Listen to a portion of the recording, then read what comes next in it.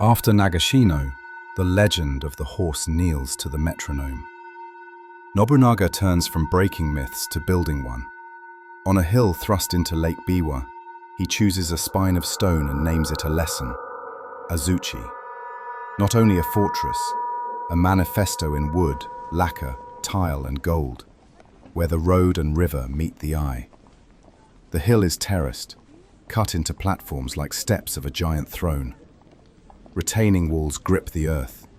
White plaster flashed with mica throws light back at the lake. At the crown, a tenshu, keep, rises tier upon tier, its rooflines curled like waves, its interior painted with cranes in flight and tigers pacing bamboo groves. Screens glitter with gold leaf, so sunlight itself becomes a courtier. We bent cedar like it was silk. The Lord wanted a pillar that could stare down a mountain, and we gave him one. Azuchijo is not where you run when the enemy comes. It is where you make the enemy come looking, only to see their future shimmering above them. Azuchi consolidates victory into image. The castle is defensible, yes, but primarily it is political theatre. Approach by water and the state glows. Approach by road and the state towers. Power becomes architecture. Below the keep, Nobunaga plants a castle town like a flag. Streets run straight, wide enough for supply carts to pass side by side. Fire lanes cut neighborhoods. Watch posts guard intersections. Night patrols call hours under lanterns that bear Oda crests. He renews Rakuichi Rakuza, free markets, here more than anywhere. Sakai merchants find second homes. Kyoto artisans set up satellite shops. Money changers count in strings and bars, their fingers blackened from copper. 3 stamps, not 19. Warehouses licensed by morning, inspected by noon. If a thief tried the shutters, the watch knew his mother's name by dusk. Tax is simple enough that the literate poor can understand it, and harsh enough that the comfortable remember it. Tariffs at the lake landing are posted in big characters. The clerk recites the law as he takes the coin. Predictability is a kind of love letter to commerce. Azuchi institutionalizes Nobunaga's earlier experiments. Markets, passes, watch systems, these are not improvised anymore. They are civic code, repeatable, inspectable, transferable to other domains. Outside, Azuchi is gold and thunder. Inside, it can be the size of a breath. A small room, a low door that forces every back to bow. Straw mats like a grid for the soul. A single scroll, a single flower. The ceremony of tea, chanoyu, curated by Sen no Rikyu. Nobunaga turns tea from refuge into instrument. He summons daimyo, warriors, merchants, sometimes together, into a space where lacquer, rank, and armies vanish. What remains is attention. In the stillness he can bind, test, humble, elevate. A seat nearer the hearth is worth a province. A gift of a tea kettle, one with famous provenance, is more binding than an oath, because to refuse it is to refuse culture itself. Tea becomes soft power with steel edges. Rikyu provides the grammar. Nobunaga writes the politics. The room is small so that the gesture can be enormous. At the lake landing and in the ports he favors, Europe trickles in. Portuguese and Spanish traders with wool and wine, cannon and curios. Jesuits in black cassocks, fluent in Japanese syllables and utility. Nobunaga is no convert. He is a consumer. He welcomes cartographers who redraw coasts, gunners who bore straighter barrels, masons who experiment with mortars, scribes who print with little metal blocks that don't forget. He grants missions land when it suits him, not from piety, but because he likes a counterweight to the temple leagues he has broken. He appreciates a priest who can write 7 copies of an edict tomorrow, and a ship captain who can bring 3 tons of saltpeter next month. The Lord Oda has no interest in our heaven. He is interested in our schedules. Sometimes foreign gifts land wrong. organs that wheeze, clocks that stick. But guns, those sing. And maps, those whisper to his geometry. He is not westernizing, he is weaponizing the useful. The Jesuit presence thrives under Nobunaga because it behaves. No parallel authority, no tax exemptions that bite his roads. Azuchi is safe because it is watched. Night patrols pace with hyoshigi clappers. Fire buckets hang from eaves. A curfew shaves the chaos from the streets. Neighborhood unions, gonin gumi, share responsibility. If one man's house burns, 5 families answer for the ember. Punishment is public, but not spectacle. A thief tied at noon, with his offense written above in simple script.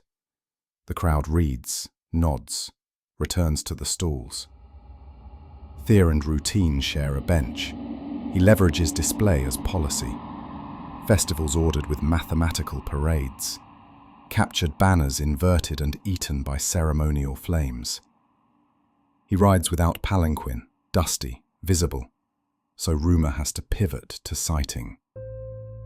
Azuchi's brilliance is mirrored in chords you rarely see, marriages and hostages. A daughter to a border lord buys a river, a nephew placed in a rival keep buys a year. A son in Oda care turns an enemy's rebellion into suicide. Letters carry honey and hook, a lacquered box, a poem, a ledger note, then a line about troops due or rice owed. Diplomacy is bookkeeping, wearing perfume. Within Azuchi's circuits, Nobunaga curates himself. Not godlike, present. He appears when a bridge opens, when a street market relocates, when a judgment is read. He speaks little, the room speaks on his behalf. He rewards speed and cleanliness. A shop that opens on time gets first pick of a convoy. A barracks with dry straw is mentioned in a letter that someone important reads aloud to someone more important. He despises excuses. The man who brings a solved problem is promoted. The man who brings a problem and a proverb is invited to admire the gate from outside. This is governance as habit formation. Azuchi teaches officials to love punctuality the way warriors love courage. At dusk, Azuchi turns into a lighthouse for discipline. Travelers adjust their stride to arrive by dark, just to see it. Merchants time shipments to watch gold leaf catch the last light. Samurai count the tears, imagining their careers like those roofs. Somewhere up there, a place waits if you climb neatly. The message sails the lake every evening. This is the center. Not Kyoto's old brocades, not Sakai's merchant pride, not a mountain's chant. A castle city that runs on timetables and gunpowder, and a lord's intolerance for friction. But gold leaf is thin. Beneath the gleam, grit grinds. At court, old families hide their deference in poetry. In distant domains, defeated houses measure their humiliation by the span of Azuchi's shadow. The Mori have been checked at sea, but not cured of pride. The Takeda have bled, but remnants still have swords and stories. And in Nobunaga's own ranks, ambition breathes. A polished retainer, useful and careful, carries a brightness that, in hindsight, looks like edges. Nobunaga isn't blind to danger. He rotates commands, swaps garrisons, cross-checks accounts, and sends inspectors who report up a chain with no side doors. But a system that raises men for talent also raises men who believe themselves worthy of everything they can hold. Azuchi as theatre is brilliant. Azuchi as insurance is brittle. The more centralized and visible the system, the more catastrophic any internal failure can be. June 1582. Campaigns fan out like fingers, west against the Mori, north to fix the Uesugi. Orders written in Azuchi in the morning are obeyed by bedtime a province away. One trusted general, Akechi Mitsuhide, moves with reputation polished and loyalties apparently firm. Nobunaga, between pushes, lodges at a temple in Kyoto for a night or two, lightly guarded, his mind on timetables and beheadings scheduled for other men. Somewhere between Azuchi's gold and Kyoto's incense, a decision ripens that no schedule expected. A knife is being honed in a sleeve. A banner stitched for another man is being folded, very quietly, into a different chest. Azuchi taught the realm to look up. Kyoto will teach the realm to look back. At a temple on fire. June 21st, 1582. Kyoto. The city sleeps under a summer veil. Lanterns gutter. Paper screens glow faintly where sake still warms a few stubborn revelers.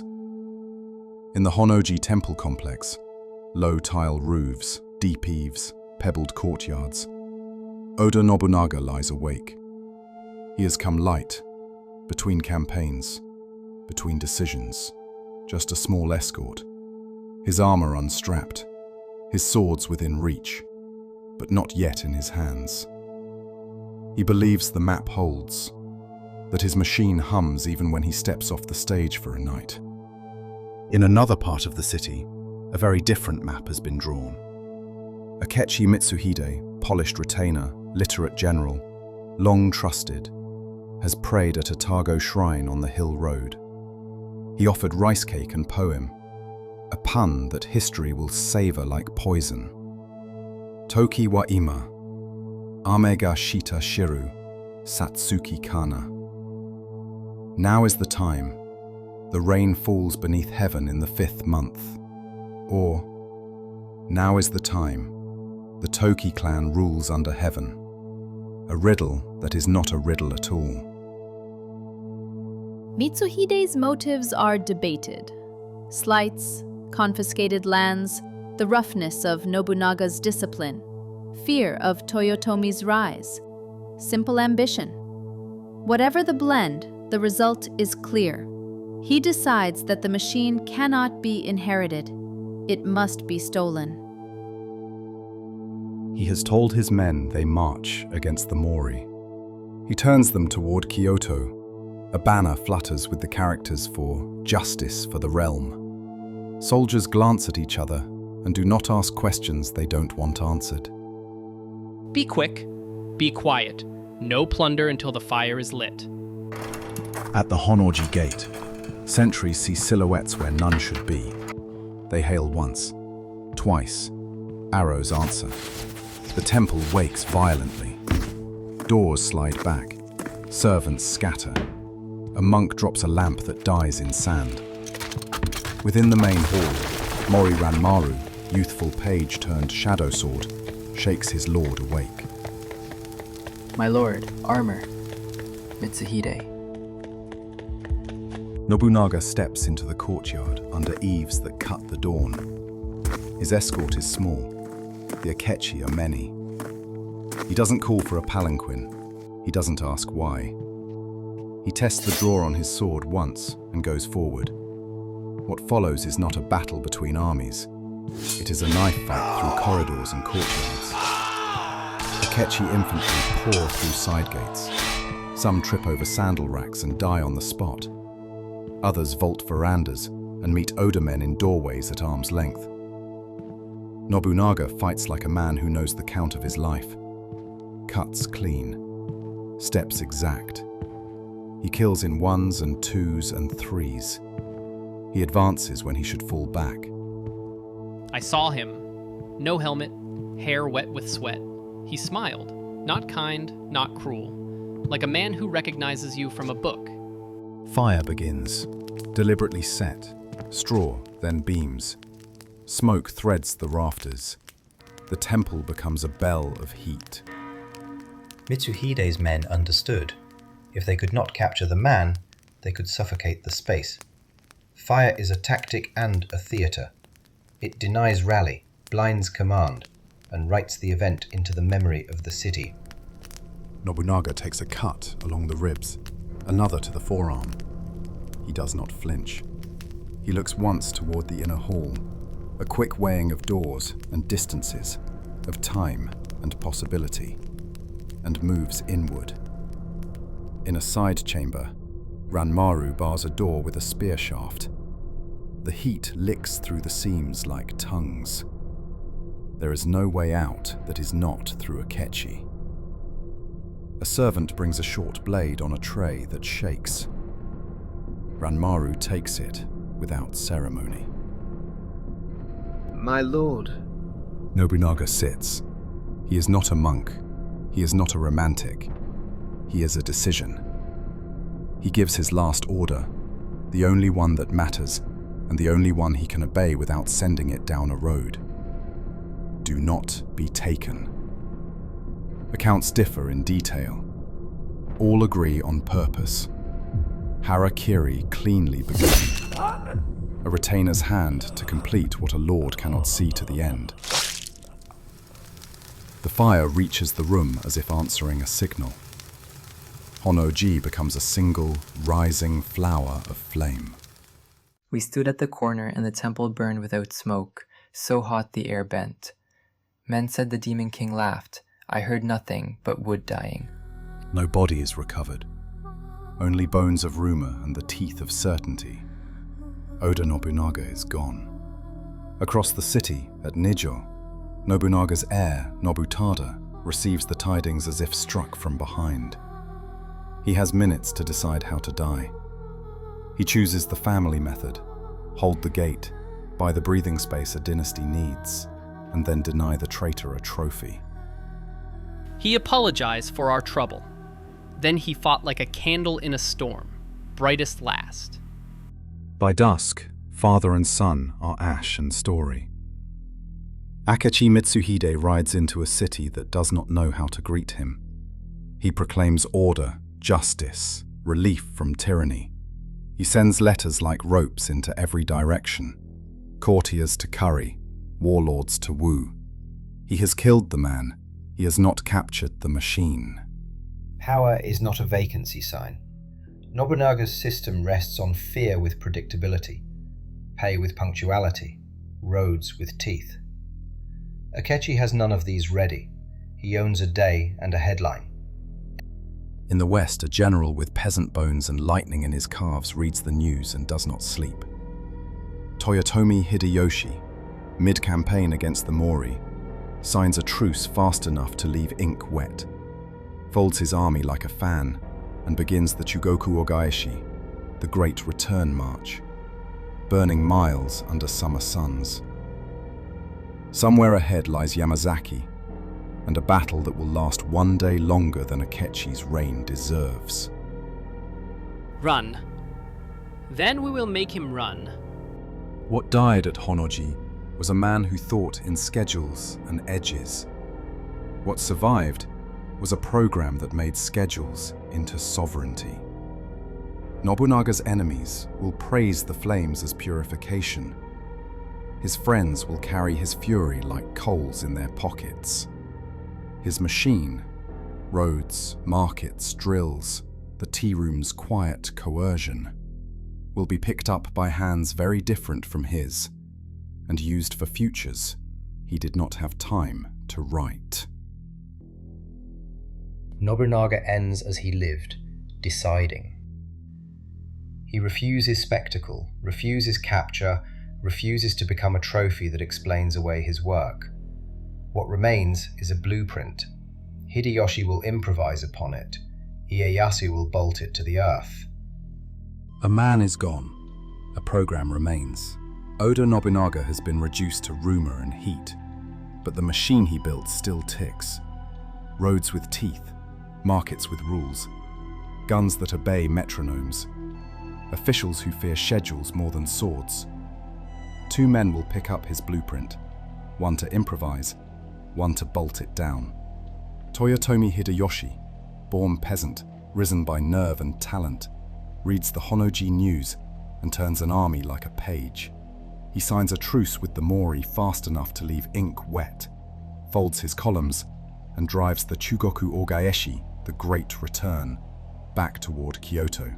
He is not the most noble, nor the most pedigreed. He is the most immediate.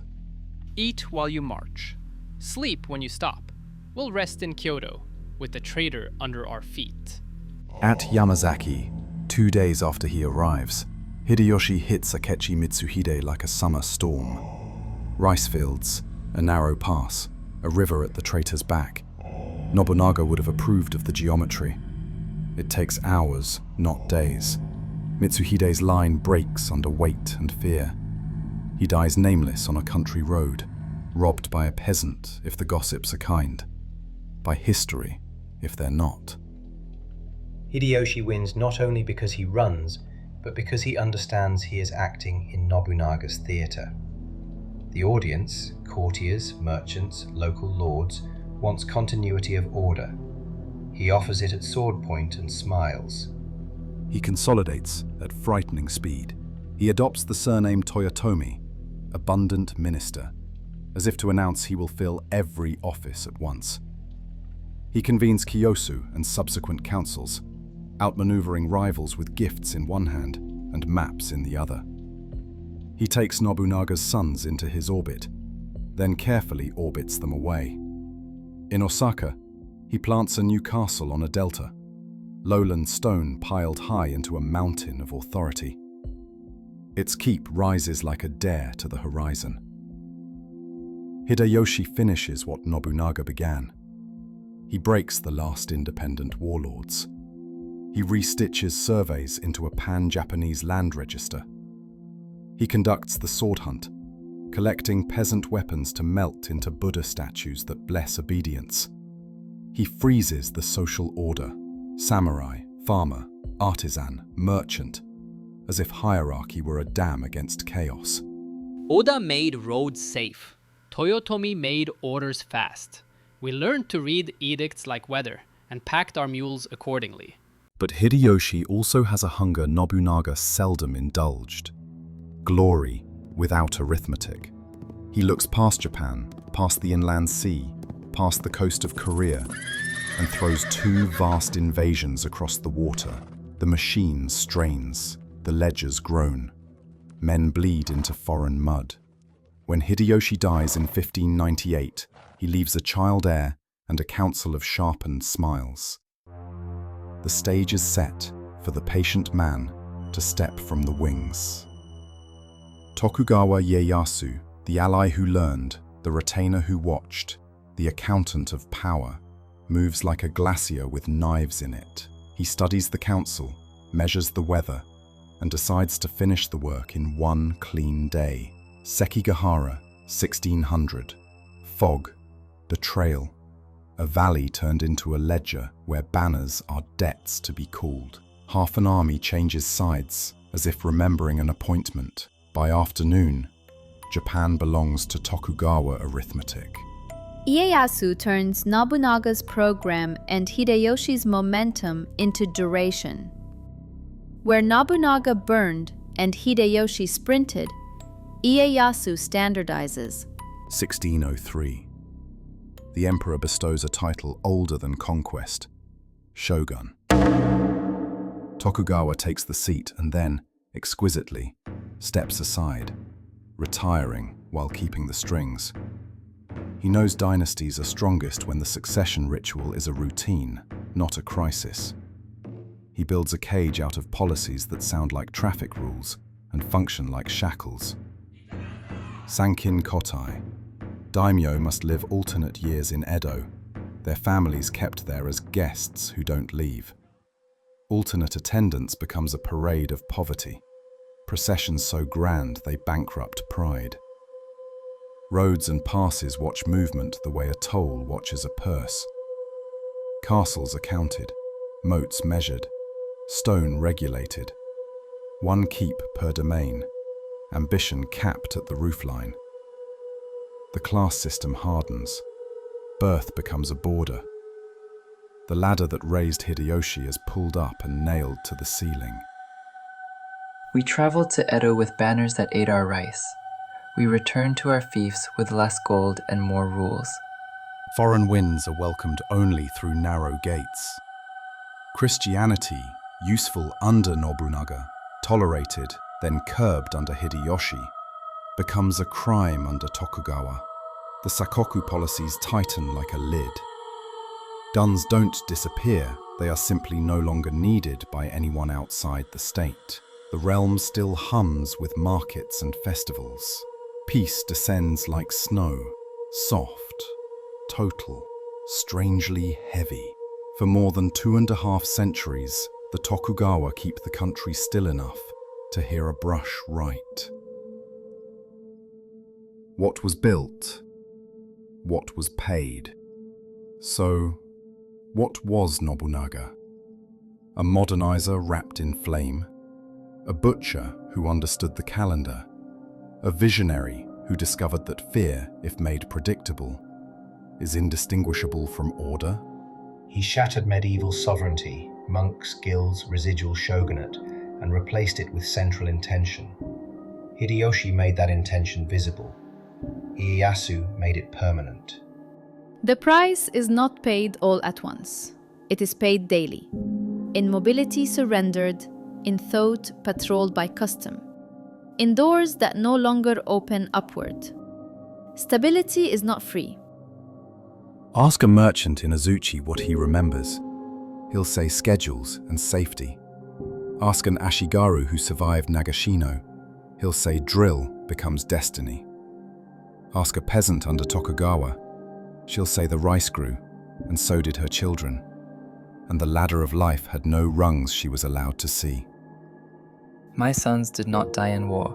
They died in fields. I am grateful for both. History loves a simple verdict. Nobunaga refuses it. He was the fool of Owari who made the country careful, the demon king who taught Japan to love order, the man who turned a storm at Okehazama into a method into a city, and a city into a century of consequences. Azuchi burned within months of his death, gold leaf to smoke, pillars to charcoal. Castles crumble, programs ossify, names shift. But sometimes architecture survives in habits. Every schedule, every market license, every road edict that outlived him is a beam from that vanished keep. Every bureaucrat who arrives on time is a lantern lit from his fire. We cannot ask him if the trade was worth it. Flame for peace, fear for order, motion for stillness. We only live inside the answer he started. I'm Adrian Locke, and this has been Shadows of Power, the rise of Oda Nobunaga. If this series gripped you, subscribe, like, and comment. It helps more history fans find these stories.